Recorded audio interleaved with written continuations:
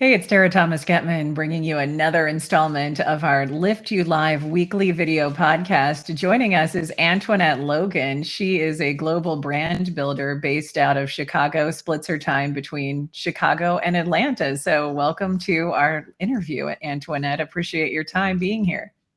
Thank you so much for having me. It is a pleasure to be here with you today. You have a very unique story, and I want to take it back to growing up. You have been very public about some of the challenges or trauma you faced as a child actually being something that powers your message today. So talk a little bit about how I has been at the core of your message that you're sharing with the people you speak to around the world. Well, in a nutshell, you're gonna want to do things in life, right? And whatever that thing is, whether it's a goal or something you want to have or something you want to be, it literally starts with I had to learn that because I was by myself a lot. Even when I was around people, I still was not always being taken care of or treated in a way that I could thrive with them. So I had to create this space for myself to, really be like, girl, you got this. And it was definitely a lot of creativity that happened there, with just knowing that I was going to have to fully depend on myself and what was inside of me to get me to my next.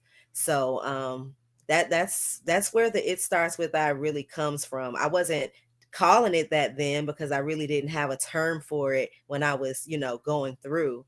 But there's this self-dependence that you just definitely have to have, being a kid in different households, moved around from house to house and things like that. How do you take that step if you have an idea? In your case, you had material that you wanted to share with other people and have, advice and guidance and products and services. How do you take that idea and turn it into something tangible where you, in your case, were touring for 2 years to share your book? Talk about that process of going from idea to making it happen.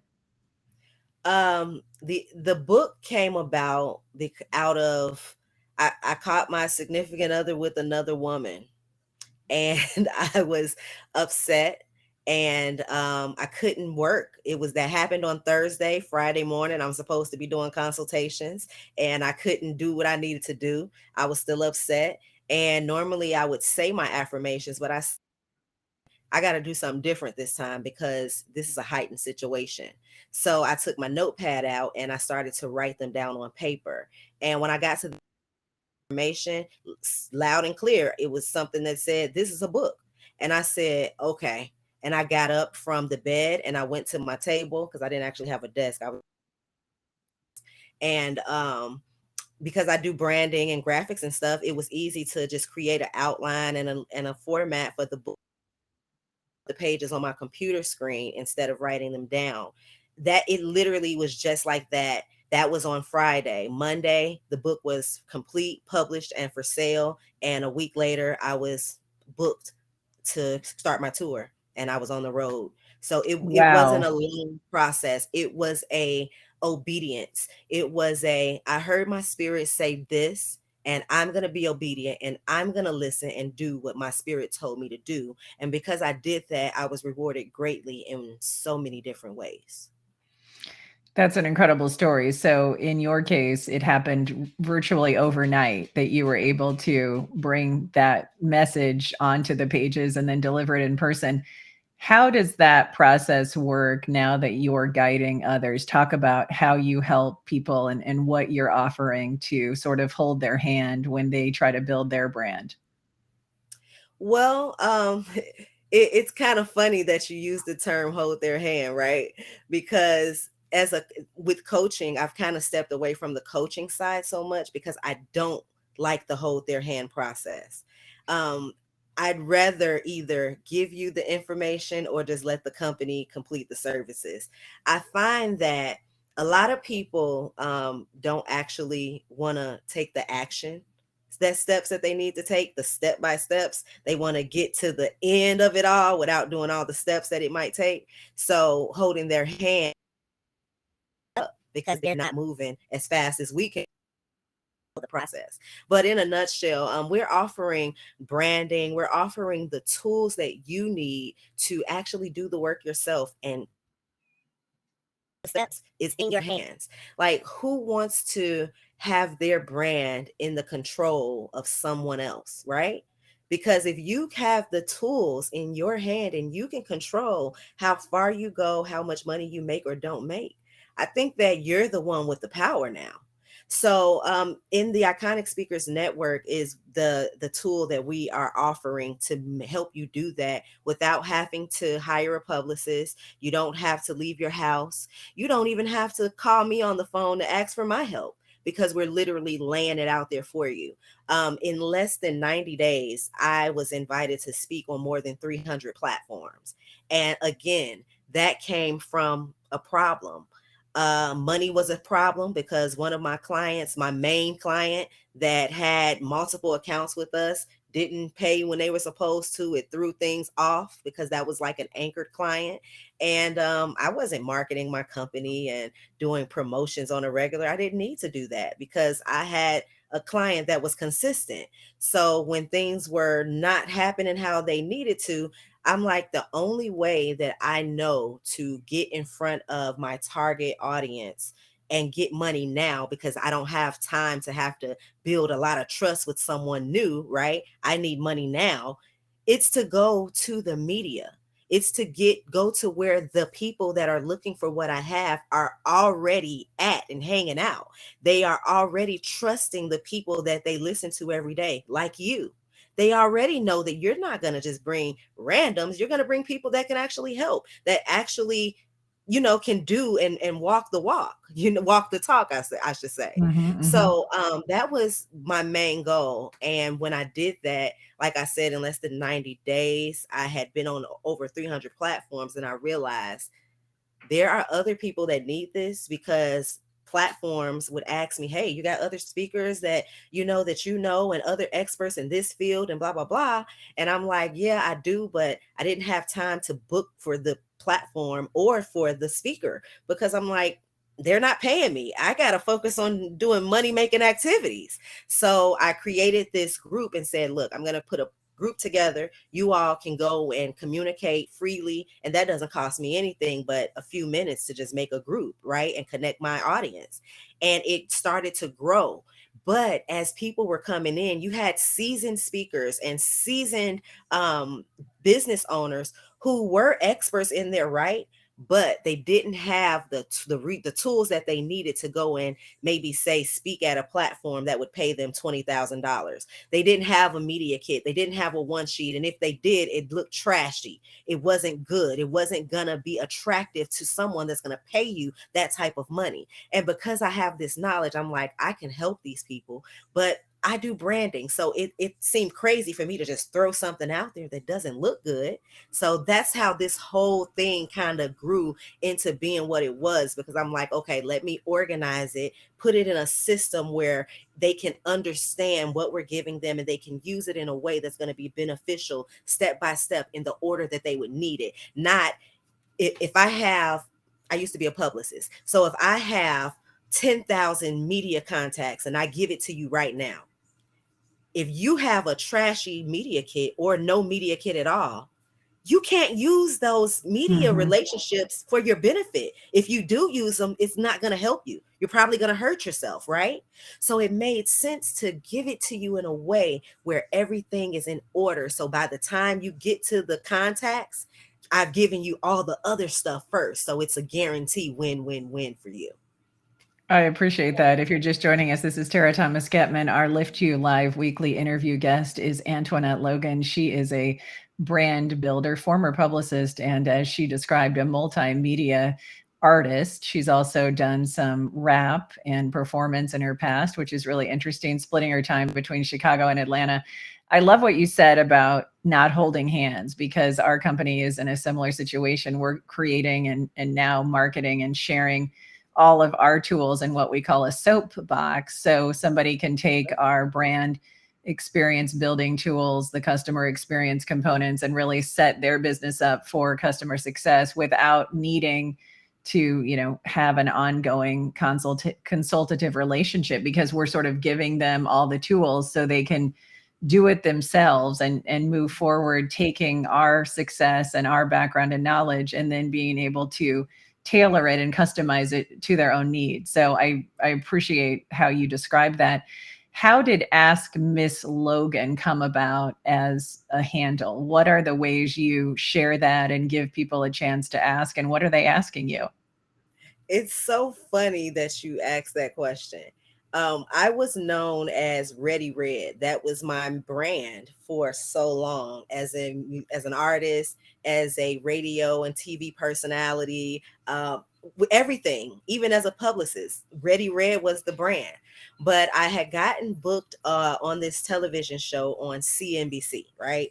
CNBC is all about business. It's a that type of network. It's not an urban network. So I'm like, there's no way I'm going on CNBC talking about, hey y'all, I'm Ready Red. For real, right?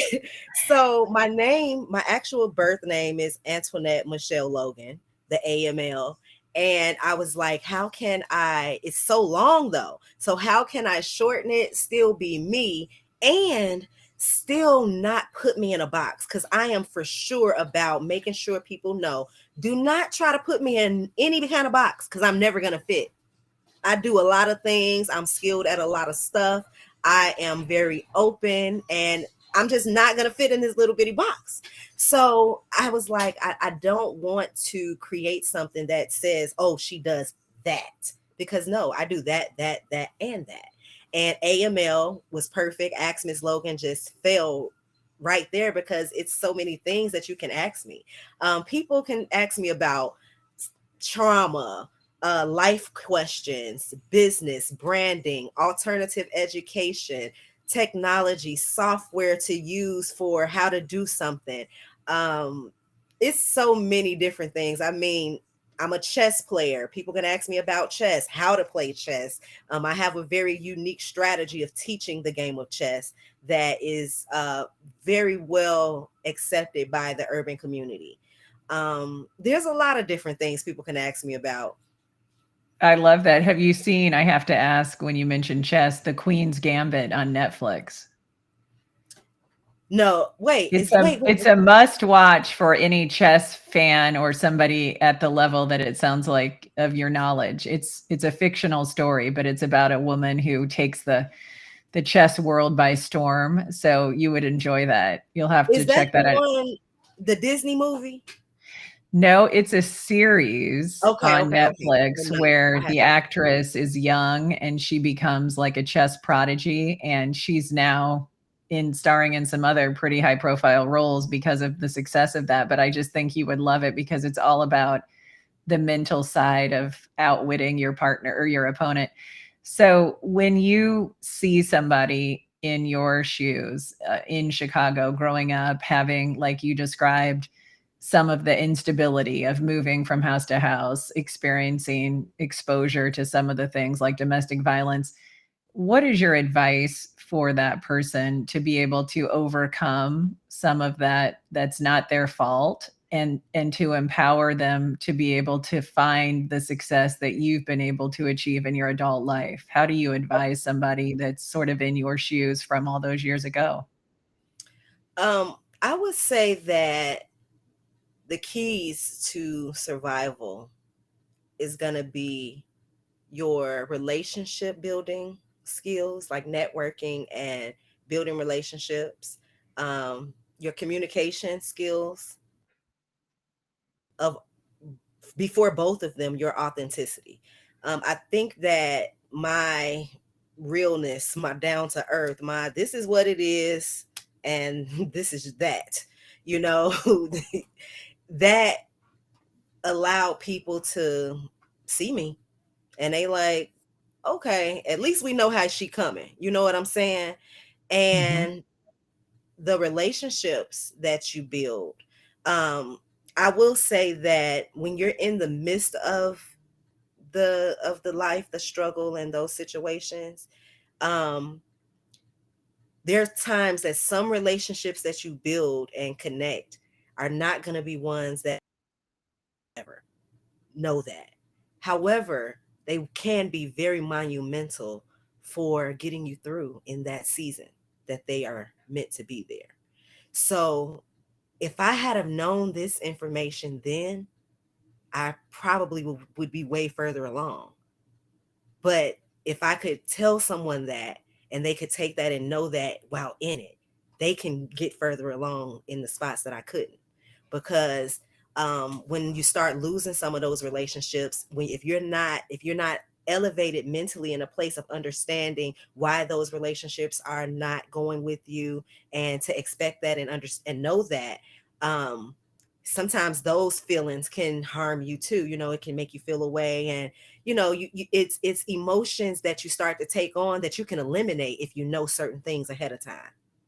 So go ahead. No, I so appreciate you sharing that, and I think we all can relate to that, especially as you get older. You do lose those relationships, and some are long lasting, and it's hard to process. I think especially bringing gender into it as women, we have an emotional attachment to some of those relationships. And you're right. Sometimes they can hold you back in your professional journey and personal growth wise as well. If you spend too much time trying to hang on to something that isn't meant to last beyond a season. So I thank you for being candid about that, because I think that really resonates with a lot of people, because we don't have a lot of time. So how much energy do you have to put into relationships that aren't going to flourish? Right. And to be honest, not everyone is meant for that. Anyway, that old saying, people are in your life for a reason, season, or a lifetime. The reason could be something that's more swift. The season could be something that lasts for a little bit of time. The lifetime means that once they're there, they'll probably be there until the transition takes place. That's And good. if you pay attention and really get in tune with you, right? This goes back to tapping into who you are at your core. If you pay attention to that and is obedient to the spirit, it will actually give you the answer and guide you with how to approach what you're going through, to know it. Now, there are times that the answer isn't there, but it's a reason why the answer isn't there. It's keeping that hidden for some reason, and you'll probably find out at some point through your life. But it the more you know, if you can just take information, and that's something that they used to say back in the days too. It's like they say, listen to what they telling you. I wish I had known if I was this age. Like, there's a reason that people say that, because if you can take some of these things and learn from them, and actually comprehend, overstand what they really mean, it can do you some good and save you some trouble and heartache, and probably a few bumps on the road too. You won't make some 100%. Thank you. turns. I agree with that completely, and I appreciate you sharing that. How can people find out more about this speakers network that you've set up to help others thrive in the same space where you've been successful? If you're looking to globally expand your brand, go to the iconicspeakersnetwork.com. Actually put the word the iconicspeakersnetwork.com. That's speakers, plural with an S, network.com. I'm easy to find on linktree.com/Ask Miss Logan, and anything connected to what's going on will always be there as well. Thank you so much, Antoinette Logan, for being our guest for this week's live video podcast, LIFTu Live. We appreciate everything you shared, and just thanks for your candor. Thank you so much for having me. It is